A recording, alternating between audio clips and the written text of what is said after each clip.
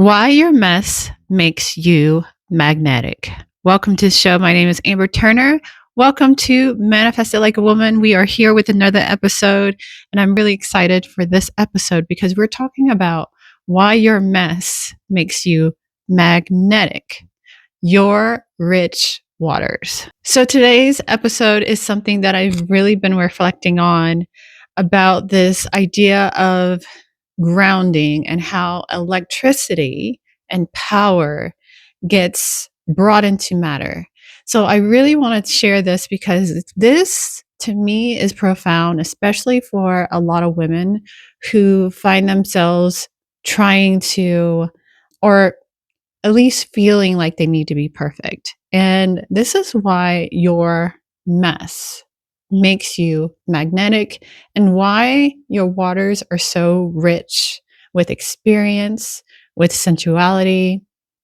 And we're going to talk a little bit about the idea of being a virgin and the difference between virginity and virgin and pure and pureness. So I have my notes, and this is going to be a podcast for Manifest It Like a Woman. I'm also going to upload it to YouTube, perhaps. We'll see. But I've just really been contemplating. I've been in my feels a little bit and building some new delicious things. So I would like to share them with you guys. So in this episode, I'm going to share more about the richness of you, what it means, why it matters, and how this awareness can change the way you see yourself forever. So I'm really excited to announce that the House of Her is going to be launching on November 11th. And so this membership is going to be so juicy, so delicious, so yummy, so decadent. We're going to have meditations, we're going to have activation, we're going to have recipes, we're going to have rituals, all in this membership. So the House of Her is a living library of meditations that I've created. These meditations are using my method, the Hypnotic and Melodic Method.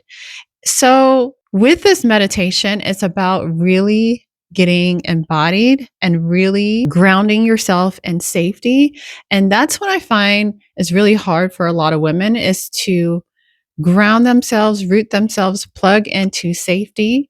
And we start there. We use this method to really create and be. And when I talk about Manifest Like a Woman, when I talk about it in my book, this is the beingness. We ground into beingness and we allow thoughts and inspiration, spirit to rise from that place.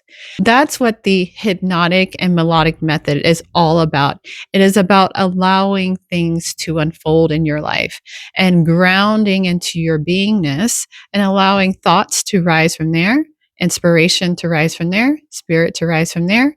And that's when you become magnetic, when things become effortless and you get into flow. So really excited about that. The House of Her launches November 11th, so stay tuned for that. So I want to talk about this thing about purity because a lot of people think that they're, especially women, think that they're damaged or something's wrong with them if they're not pure, if they have trauma, if they have baggage and all the things. But I want to offer in this podcast that that's actually what makes you rich. That's actually what makes you magnetic. So in many spiritual spaces, especially in feminine spirituality, we hear the same thing. Purify your womb, cleanse your energy, clear your subconscious. But recently, I realized something different. So I like to think of these things about power and electricity and how life is what we are. So electricity, in order to ground electricity, they use a grounding tool. I forget what it's called, but I guess it's called a grounding tool. And instead of using pure water, the water has to be like mineral rich. So it can conduct the power, electricity into the ground. And when we talk about grounding, this is bringing power, awareness, electricity into matter, into earth, into ground. So the idea is that pure water does not act as a good conductor. It actually needs to be mineral rich. And so pure water is actually a really bad conductor of awareness, the rod of light, electricity. It needs to be mineral rich, fertile for it to conduct and bring it down into earth, into matter. Pure water, distilled, stripped of minerals, clear, is high frequency, but non-conductive in the physical sense. And so that made me think of the waters of the womb. And so maybe this mineral richness is the same to be said for our womb. Not that it needs to be pure and cleared and erased, like the stories and the things we went through, but we need to, but it needs to be rich. Rich what though? Rich with story, rich with righteousness. So it's not about eradicating the things that you went through, the traumas and the dramas, baggage, and it's not about erasing it. It's about clearing the distortion about it, because that's going to lead to your magnetism. So pure means that. So in other words, pure water is stripped of minerals. It's clear, but it also does not conduct power, electricity. Mineral rich water, on the other hand, can be said as embodied consciousness that has gathered the minerals of experience, emotion, and sensuality. It's spirit with texture. And so here's the thing. I know that people think, and I've said this too, with Virgin Mary, that she was this pure vessel. But it's not about her being a pure vessel. It's about her seeing things righteously. It's about removing the distortion rather than being something pure, because it does not conduct this awareness, the power, and grounds it into matter, into Mother Gaia, into earth. So maybe the point isn't to get rid of our stories, our emotions, our past, but maybe to see them differently. So in this episode, I'm going to share more about the richness of you. I'm going to share a little written essay, poem, whatever you want to call it, parable, perhaps. I don't know all the technical terms for these things, but I want to really share this to elucidate that it's not about the experiences and your past and making and acting like it never existed and erasing the past. It's about seeing it different. It's about shifting your perspective. It's about seeing it righteously, and removing the distortion, not the experience, but removing the distortion of that experience. So I want to talk about these words, pure and virgin, because we think about virgin, it's often associated with the feminine. We think about the Virgin Mary.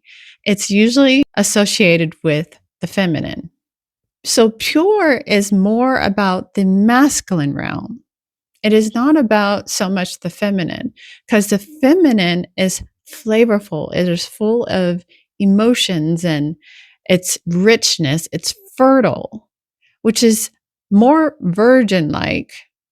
And I'll get into the word virgin rather than pure, where pure is clear.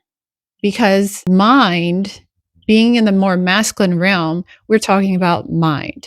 We're talking about pure intentions. So the mind needs to be clear. Clarity of mind. So pure is more associated with the masculine realm, mind, versus womb, which is more the virgin aspect of it. Now, what does pure mean? Pure is unmixed, clear, clean in intention. The word virgin comes from the feminine realm, the body, the subconscious, the creative. It's not about being untouched. It's about being unclaimed, whole unto herself, fresh and sovereign. That's what virgin means when it comes to our womb. So sovereign, fresh, unclaimed. Now I want to share the richness of you, because this came to me because of power needs richness. It needs stories. It needs experiences. It needs these things, emotions and sensuality, to be grounded into earth, into matter. You were never meant to be washed away. You were meant to be revealed.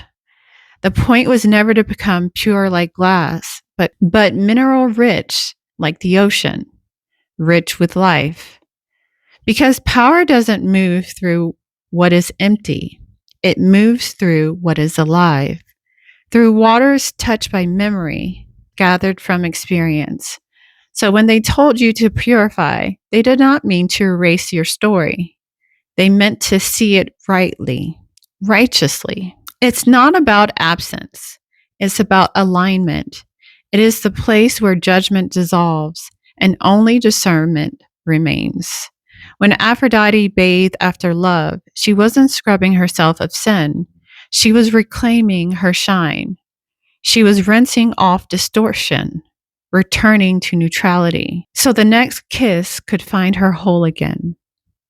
Even baptism was never about rejection of the past, but remembrance, a cleansing of perception, a washing of the eyes, so we might see ourselves as whole, radiant, mineral rich, capable of conducting heaven through the human. So don't drain your waters. Don't fear their depth. Let them shimmer with everything you've lived. Beauty is not in the absence of experience. It is in the way you carry it, the way you alchemize it, the way you rise from it glowing. That is the richness of you. That is the current that creates new worlds. So if pure is clarity of the current, virgin is the richness of the water it flows through. And so when we think about the womb, we think about this richness. We think about the fertility of the womb. And it is not about pureness. The richness of soil is not absent. It is not void. It actually is rich with minerals. It is rich with nutrients. It's rich with stories. And why this is really important, especially as women, is that when we talk about becoming virgin-like, I guess is a way to put it, it's not about erasure. It's not acting like things didn't exist or you didn't go through things. This is what leads to wisdom. This is what leads to boundaries. This is what leads to standards. So honoring yourself and the things that you've gone through is really, really, it's about getting rid of the distortion, but honoring yourself and into wisdom. So you have boundaries, so you have standards, and that you have discernment. So this is the difference between virgin, which is more associated with the feminine, and purity of mind, pure, which is more associated with the masculine. So we think about mind being pure, being a clear channel, and coming into the womb, the fertility, the richness of the womb, to then ground into matter, to be made manifest, to come into fruition. So when the pure mind and the virgin subconscious meet, clarity meets creation. That's where manifestation happens. It's not about being pure or perfect. It is about being aligned. The current flows when both are honored. The current flows when both are honored. The point isn't to erase what was, but to see it righteously, to let every experience settle into wisdom. That wisdom becomes the mineral in your water, the weight that gives your love gravity, the substance that lets your light actually land and ground into earth. Safety for the feminine doesn't come from purity. It comes from containment. A container built on discernment, truth, and self-respect. The sacred edges that let her richness move freely without leaking her power. Our boundaries, our standards, our discernment, they're not restrictions. They're the treasure chest that keeps our gold from scattering. So I really wanted to share that. I think that sometimes as women, we get in our heads about, am I perfect? Am I perfect enough for a relationship? And again, that's still looking external. And we decenter masculine energy and we bring it back to ourselves, and we center ourselves in pleasure and we honor ourselves in our pleasure. That is how you manifest it like a woman. Okay. But I did want to share that, you guys. I hope you enjoyed this episode of Manifest It Like a Woman. Again, it's not about being this clear channel. You are this flavorful, colorful, beautiful, fertile richness that all of your stories and all the things that you've gone through has shaped who you are. But it's about erasing and getting rid of the distortion and seeing it righteously. And that's what's going to ground it into manifestation. Anyways, guys, that's all. The doors to the House of Her open November 11th. If you're interested, I'm going to leave a link below. You can sign up for my newsletter. They are going to get first dibs. Follow me on Substack as well. I put a lot of things out there, my written things all out on Substack. So check me out there.